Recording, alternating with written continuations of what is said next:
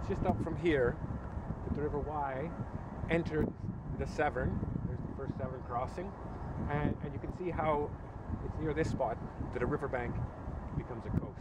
It stops going north-south, and it'll round this bend just by the second Severn crossing. And that's where it could be said that the coast of South Wales begins.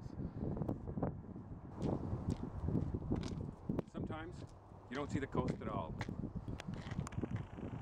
Remember to obey the signs. So I guess where it's dangerous, they tell you, which is handy. It's pretty obvious what would happen if you didn't stick to this path. But sometimes it's not so obvious, like when a public path goes through private land. And if you see any animals, you shouldn't bother them.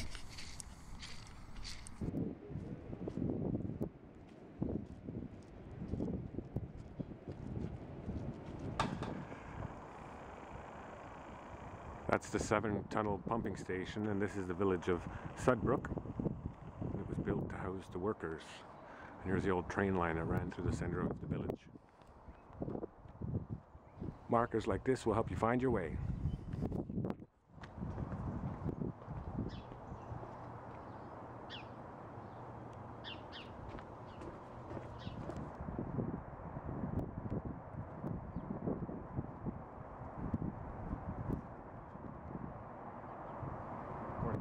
And the second Severn crossing.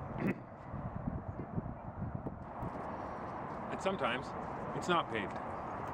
I'd rate this section of the walk as one sandwich and a banana.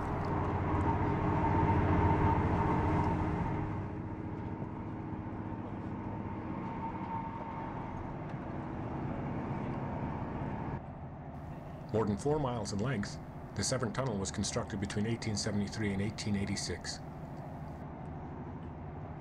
Here's an aerial view. Prior to its completion, rail passengers would get off at the old pier and cross the Severn by ferry. But the furnaces that fired the Second Industrial Revolution, and the pen of Charles Dickens, required lots of coal from South Wales, so a quicker route was planned, hence the tunnel.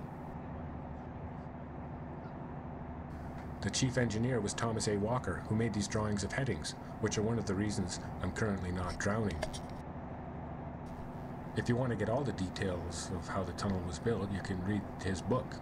But the gist of it is, they built a tunnel. If you're travelling this way to enjoy a day out along the Wales Coast Path, the first stop after the tunnel is Caldicot, where the path is nearby. Then you can walk up to Chepstow following the route in episode 1. Or you could head the other way, along a seawall that protects the Gwent levels, which will be featured in the next episode.